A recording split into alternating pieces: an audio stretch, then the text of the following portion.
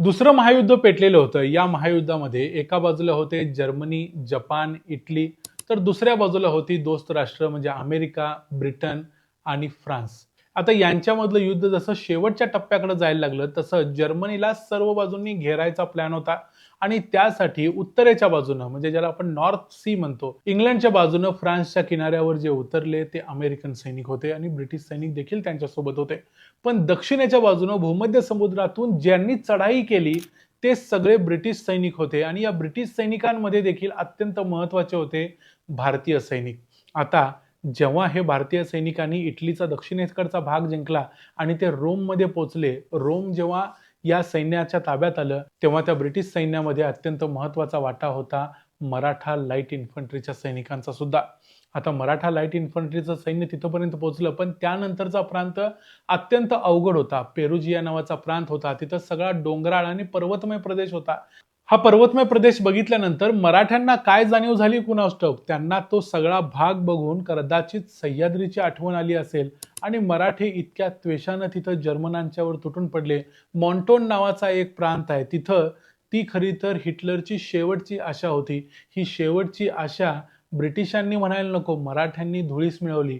कशा पद्धतीनं धुळीस मिळवली, कशा पद्धतीनं हा संपूर्ण प्रांत आपल्या ताब्यात घेतला. त्यातल्या त्यात रायगडच्या यशवंत घाडगे यांचा जो पराक्रम होता तो अतुलनीय होता. आजही त्यांचं स्मारक बांधून त्यांचं स्मरण इटलीमध्ये केलं जातंय. असा त्यांचा तो पराक्रम होता. नेमकं काय काय घडलं होतं, कसं कसं घडलं होतं, सगळं बघूया आजच्या या व्हिडिओमध्ये. मी आहे रणजित यादव आणि तुम्ही पाहताय द मराठी बाणा.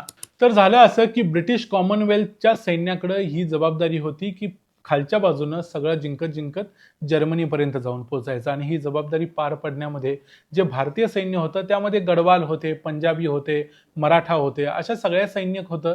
पण त्यामध्ये विशेषतः ज्या मॉन्टोन प्रांतामध्ये जिथं जायचं होतं, जो हिटलरचा बेस होता, डिफेन्स बेस होता, तिथंपर्यंत पोहोचायची जबाबदारी होती ती विशेषतः मराठा सैन्यावर देण्यात आली होती.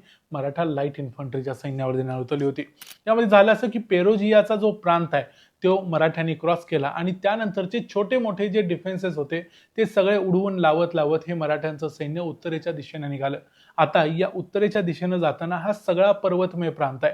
इथं एकापेक्षा एक सगळे पर्वत आहेत. मॉन्टे कुको, मॉन्टे गँग्रेलो, मॉन्टे मरुचिनो. आता मॉन्टे म्हणजे माउंट म्हणजे पर्वत. हे सगळे पर्वत आहेत, एकापेक्षा एक आहेत आणि हे सगळे जिंकत जिंकत हे मराठा लाईट इन्फंट्रीचं सैन्य पुढं पुढं जात होतं. 30 जूनला मराठ्यांनी पियानेलो नावाचं एक शहर जिंकलं. हा एक महत्वाचा एक पडाव होता जो मराठ्यांनी मिळवला आणि त्यानंतर मराठ्यांचं सैन्य आणखी पुढे गेलं. अशा पद्धतीनं जात जात 10 जुलै 1944 चा दिवस उगवला, जो या लढाईतला अत्यंत महत्वाचा दिवस होता. या लढाईवरच ठरणार होतं की संपूर्ण इटली ब्रिटिशांच्या ताब्यात राहील की जाईल. आणि त्या लढाईमध्ये जो यशवंत घाडगेंचा पराक्रम आहे तो आपण पुढे बघणारच आहोत. पण त्या अगोदर मी तुम्हाला एका इंटरेस्टिंग ऍप बद्दल सांगतो. तुम्हा सर्वांसाठी एक महत्वाचा मेसेज आहे. अनेक लोक आहेत जे मला विचारतात की स्टॉक मार्केटमध्ये इन्व्हेस्ट कसं करायला सुरुवात करावी. अशा वेळी मी तुम्हाला मार्केट वुल्फची ओळख करून देतो.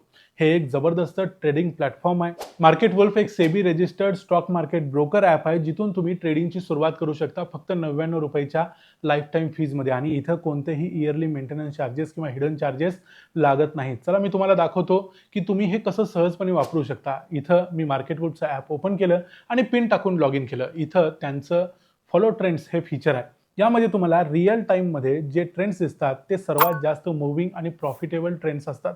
मी फक्त फॉलो ट्रेंडवर क्लिक केलं, इन्स्ट्रुमेंट, चार्ट आणि ट्रेड डिटेल्स चेक केल्या आणि ट्रेड प्लेस केला. झालं, माझा ट्रेड सुरू झाला. इथे बसून तुम्ही तुमचा ट्रेड लाईव्ह मॉनिटर पण करू शकता. इथं तुम्ही अगदी छोट्या अमाऊंटमध्ये इन्व्हेस्ट करून ट्रेड सुरू करू शकता. या ॲपमध्ये स्टॉप लॉसचं एक इनबिल्ट फीचर आहे जे तुम्हाला होणाऱ्या नुकसानीपासून वाचवतं. हा माझा लाईव्ह ट्रेड सुरू होता. मी फक्त स्टॉप ट्रेड ऑप्शनवर क्लिक केलं आणि बस 1476 रुपयांचा प्रॉफिट बुक झाला, तो पण फक्त 3 टॅपमध्ये. मार्केट वुल्फ ॲप तुम्हाला फ्री रिकमेंडेशन्स पण देतं. ज्या लोकांनी यांच्या सर्व रिकमेंडेशन्स फॉलो केल्या त्यांनी सलग 3 महिने चांगले प्रॉफिट्स बुक केले. पहिल्या महिन्यात 57,170, दुसऱ्या महिन्यात 70,468 आणि तिसऱ्या महिन्यात 59,696 चा प्रॉफिट युजर्सनी कमावलेला आहे.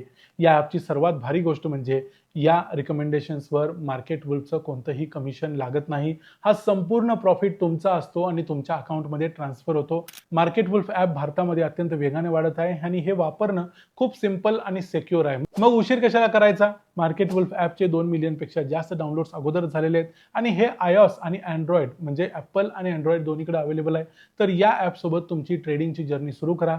लिंक मी डिस्क्रिप्शनमध्ये आणि पिन कमेंटमध्ये देऊन ठेवलेली आहे. फक्त एक क्लिक करून डाउनलोड करा आणि तुमच्या ट्रेडिंग जर्नीची सुरुवात करा. आता येऊया आपण आपल्या स्टोरीकडे. 10 जुलै 1944चा तो दिवस होता आणि मॉन्टोनची जी टेकडी होती ती टेकडी जर्मनांच्या हातात होती. जर्मनांची एक तुकडी या टेकडीवर बसलेली होती. त्यांची एक मशीन गन पोस्ट देखील होती. आता तुम्हाला माहिती आहे की मशीन गन ज्याच्या हातात आहे तो संपूर्ण समोरच्या सगळ्या पट्ट्यावर कंट्रोल ठेवू शकतो आणि सहजपणे एकेकाला टिपून मारू शकतो. यावेळेला इथं जी हल्ला करणारी जी 5वी बटालियन होती ती मराठा लाईट इन्फंट्रीची होती. मराठ्यांचं हे सैन्य पुढे सरकत होतं. त्यांचा जो कॅप्टन होता त्याचं नाव होतं कॅप्टन मॅडिमन. भलेही सैन्य मराठ्यांचं जरी असलं तरी प्रत्यक्षात तो जो प्रमुख असायचा तो जनरली एक ब्रिटिश कमांडर असायचा. अशी नेहमी ब्रिटिशांच्या सैन्यामध्ये पद्धत होती.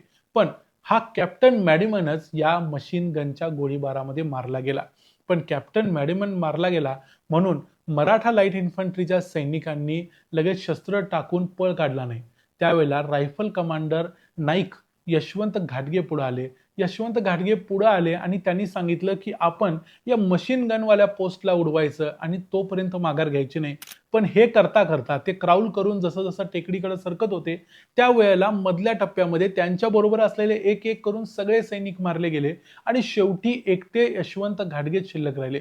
यशवंत घाटगे चढत असताना त्यांच्याकडची जी बंदूक होती त्यातल्या देखील गोळ्या संपलेल्या होत्या. त्या पण त्यांना मॅगझिन रिलोड करणं देखील अशक्य होतं. त्यावेळेला त्यांच्याकडची एक टॉमी गन होती. ती टॉमी गन त्यांनी काढली आणि त्या पोस्ट जवळ असणाऱ्या 2 सैनिकांना मारलं. त्यानंतर काही सैनिकांनी त्यांच्यावरती डायरेक्ट हल्ला करण्याचा प्रयत्न केला. तोपर्यंत ते त्या पोस्टच्या जवळ पोहोचलेले होते. त्यांनी त्यांच्याच बंदुकीच्या दांड्यानं उरलेल्या दोघांची ठेचून हत्या केली. इतके ते त्वेषानं लढत होते.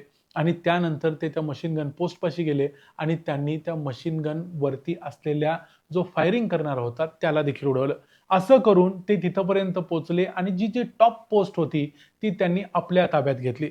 म्हणजे मॉन्टोन शहराची जी महत्वाची पोस्ट होती ती आता ब्रिटिशांच्या ताब्यात आली. ब्रिटिशांनी एकदा या जागेचा ताबा घेतल्यानंतर आता बाकीचं सैन्य पुढे यायला काहीच हरकत नव्हती. मग पुढच्या 2 दिवसांमध्ये हे बाकीचं सैन्य पुढे आलं. पण इथं एक महत्वाची गोष्ट घडली ती म्हणजे जे जर्मन स्नायपर्स होते ते वेगवेगळ्या ठिकाणी दबा धरून बसले होते आणि त्यापैकी एका जर्मन स्नायपरनं ज्या जागेवरती म्हणजे मशीन गनच्या पोस्टवरती जेव्हा यशवंत घाटगे पोचले तेव्हा त्यांना टिपलं आणि त्यांच्या छातीत गोळी लागून यशवंत घाटगे हुतात्मा झाले. फक्त एका मराठा सैनिकानं ही संपूर्ण पोस्ट घेतली आणि म्हणून इटलीच्या इतिहासामध्ये त्यांचं स्थान अनन्यसाधारण असं आहे. मग कोण होते हे यशवंत घाटगे, कुठले होते, काय त्यांच्याबद्दलचं सांगायचं तर रायगड जिल्ह्यातल्या माणगाव तालुक्यातल्या पळसगाव नावाच्या गावामध्ये 16 नोव्हेंबर 1921 ला या यशवंत घाटगे यांचा जन्म झालेला होता. यशवंत घाटगे हे सुरुवातीपासून सैन्यात जाण्यात इच्छुक होते आणि ते अतिशय तरुण असताना सैन्यात गेले. 1941 नंतर 1944 पर्यंत त्यांनी दुसऱ्या महायुद्धात वेगवेगळ्या ठिकाणी लढाया केल्या. त्यांनी उत्तर आफ्रिकेमध्ये लढाया केल्या, त्यांनी युरोपमध्ये लढाया केल्या. या सगळ्या लढायांमध्ये त्यांचा सहभाग अत्यंत महत्वाचा होता कारण अनेक कागदपत्रांमध्ये त्यांचं नाव वारंवार दिसून येतं.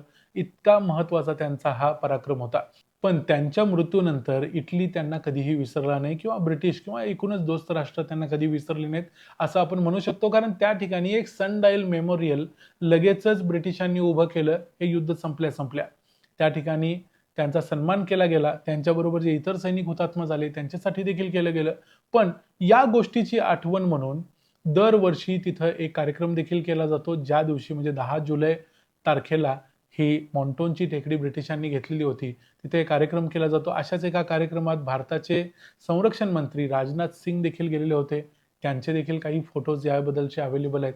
आत्ताच मागच्या वर्षीची एक गोष्ट म्हणजे इटलीच्या सरकारनं या यशवंत घाटगेंची आठवण म्हणून 6 जुलै 2025 ला त्यांचा एक ब्रॉन्झचा पुतळा या मॉन्टोनच्या टेकडीवर बसवलाय आणि त्यांचा पुन्हा एकदा सन्मान केलाय. म्हणजे ज्या वीरांनी त्यांच्या भूमीसाठी रक्त सांडलं त्यांना ते कधीही विसरले नाहीत. इथे एक गोष्ट आपल्यासाठी देखील महत्वाची आहे ती म्हणजे मराठे जे महाराष्ट्राच्या सह्याद्रीच्या दऱ्याखोऱ्यात लढले त्यांचा इतिहास आपण जाणतोच.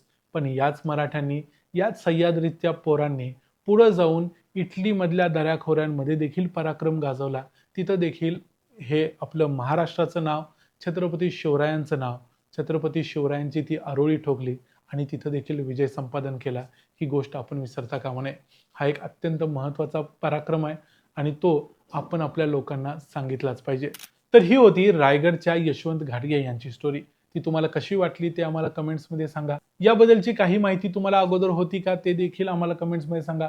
व्हिडिओ आवडला असेल तर व्हिडिओला लाईक करा, चॅनलला सबस्क्राईब करा आणि मार्केट वुल्फ हे अत्यंत वेगानं वाढणारं एक ॲप आहे, ज्याचे 2 मिलियनपेक्षा जास्त डाउनलोड झालेले आहेत. जर तुम्ही ट्रेडिंग करत असाल तर हे ॲप जरूर डाउनलोड करा आणि त्याचा वापर करून तुमच्या ट्रेडिंगच्या प्रवासाची सुरुवात करा. या व्हिडिओमध्ये इथंच थांबतोय. पुन्हा भेटू पुढच्या व्हिडिओमध्ये. तोपर्यंत पाहत राहा द मराठी बाणा. जय हिंद, जय महाराष्ट्र.